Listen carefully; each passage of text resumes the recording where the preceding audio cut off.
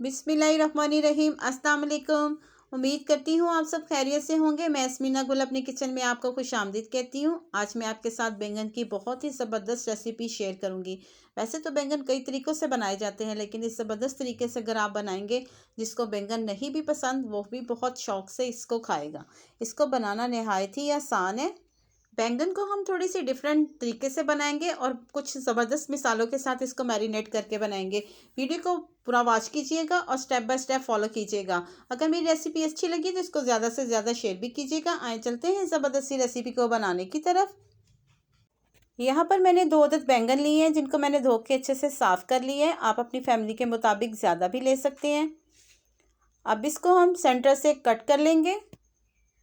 इस तरह से सेंटर से 2 हिस्सों में कर लेंगे। ये देखिए, इस तरह से कट कर लिए हमने। दूसरे बैंगन को भी हम इसी तरह कटिंग कर लेंगे।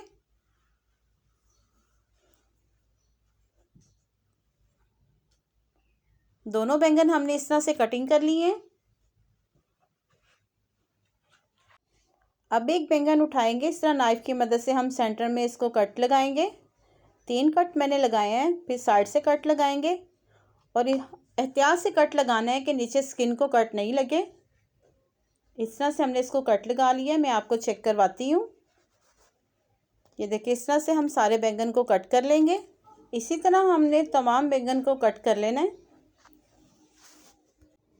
यहाँ पर मैंने कुछ मिसाले लिए हैं। मैंने हाफ़ चम्मच नमक का लिया है, हाफ़ चम्मच लाल मिर्च का लिया है और हाफ़ चम्मच ही मैंने ज़ीरा लिया है और हाफ़ चम्मच मैंने सूखा धनिया पिसा हुआ लिया है और हाफ़ चम्मच मैंने जो है ना चाट मसाला लिया है, ताकि ये हमारे चटपटे से बैंगन रेडी हो जाए। अब इन सारे मसालों को हम अच्छे से मिक्स कर लेंगे। सारा मसाला हम अच्छे से मिक्स कर लेंगे। अब एक बैंगन उठाएंगे, इसको हल्का से इस तरह से सेंटर से खोल के और ये मसाला जो है ना सारा हम इस कट में भी फिल करेंगे और बैंगन के ऊपर भी हम अच्छे से लगा के इसको 5 से 10 मिनट रखेंगे, ताकि ये सॉफ्ट हो जाए और अच्छे से मैरिनेट हो जाए। अच्छी तरह हमने कट्स के अंदर भी मसाला लगाना है। इसी तरह सारे बैंगन पे हम मसाला लगा के रेडी कर लेंगे। सारे बैंगन को हमने इस तरह से मसाला लगा लिए। इसको 10 से 15 मिनट हम रेस्ट पे रखेंगे, ताकि अच्छे से मसाला जो है ना इसमें मैरिनेट हो जाए।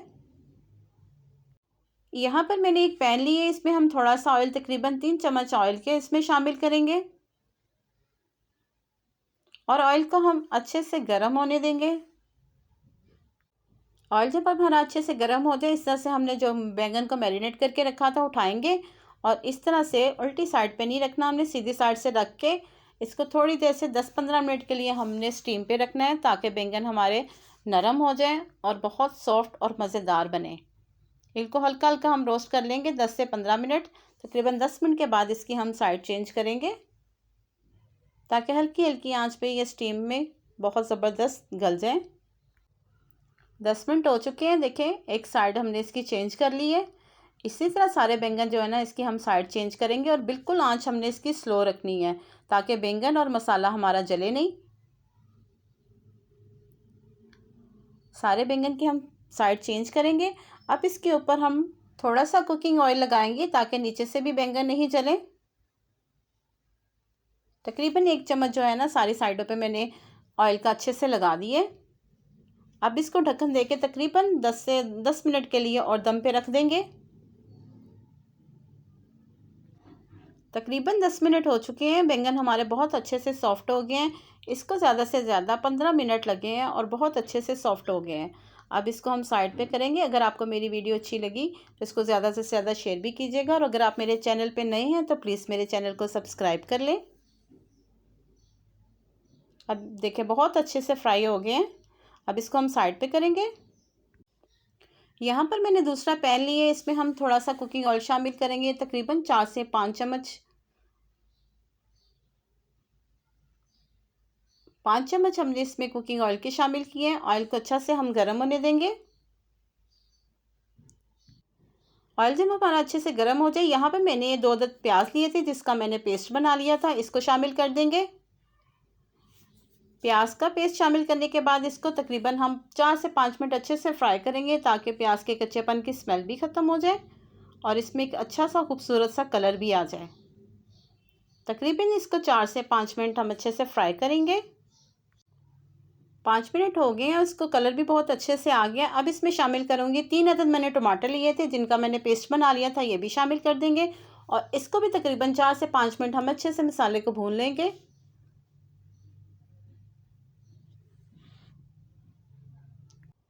बहुत ही ज़बरदस्त ये फ्राई मसाला बैंगन की रेसिपी है और ये बहुत ही बाकमाल बनते हैं। जब आप इसको बनाएंगे आपको खुद ही अंदाज़ा हो जाएगा ये कितने मज़ेदार तैयार होते हैं। तकरीबन 5 से 7 मिनट लगे हैं, मसाला बहुत अच्छे से भुन गया है। अब इसमें हम स्पाइसेस ऐड करेंगे। 1 चम्मच जाएगी इसमें लाल मिर्च का, हाफ चम्मच जाएगा इसमें हल्दी का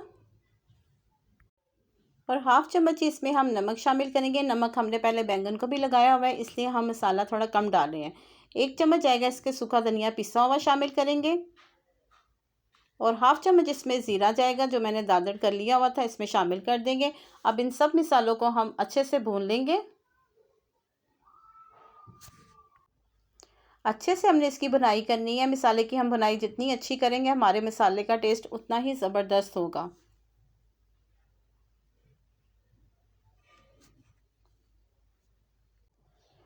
पाँच से 6 मिनट लगे हैं। मसाला हमारा बहुत अच्छे से जो है ना, इसकी कंडीशन चेक करें, बहुत ज़बरदस्त मसाला हमारा भुन गया है। अब इसमें हम शामिल करेंगे जो फ्राई करके बैंगन रखे थे, वो एक एक करके इस मसाले के ऊपर, ग्रेवी के ऊपर हम रख देंगे। माशाल्लाह से देखने में जितने अच्छे लग रही हैं खाने में उतने ही मज़ेदार है। आप इसको ट्राई ज़रूर कीजिएगा और इसका फीडबैक आप मुझे ज़रूर दीजिएगा। इसको तकरीबन हम 15 मिनट के लिए ढक के हल्की आंच पे दम पे रख देते हैं। 5 मिनट के बाद मैंने इसका ढक्कन उठा के चेक किया है इसको, बहुत अच्छे से ये सॉफ्ट हो रहे हैं। अब इसके ऊपर मैं शामिल कर दूंगी, मैंने रेड चिली ली है, आप ग्रीन चिली जो है ना वो शामिल कर सकते हैं। इस तरह से इसका बहुत ही ज़बरदस्त फ्लेवर इसमें आएगा और इसको मज़ीद हम 10 से 15 मिनट हल्की आंच पे रख देते हैं। तकरीबन 20 मिनट हो चुके हैं। माशाल्लाह से देखिए बहुत ज़बरदस्त हमारे बैंगन बनकर रेडी हो चुके हैं। इनकी खुशबू भी बहुत ज़बरदस्त आ रही है और खाने भी ये उतने ही मज़ेदार है। अब हरे धनिए के साथ इसको मैं गार्निश करूँगी, आपको डिश आउट करके मैं दिखाती हूँ। माशाल्लाह से अल्हम्दुलिल्लाह देखिए बहुत ज़बरदस्त हमारे बैंगन फ्राई मसाला बनकर रेडी हैं।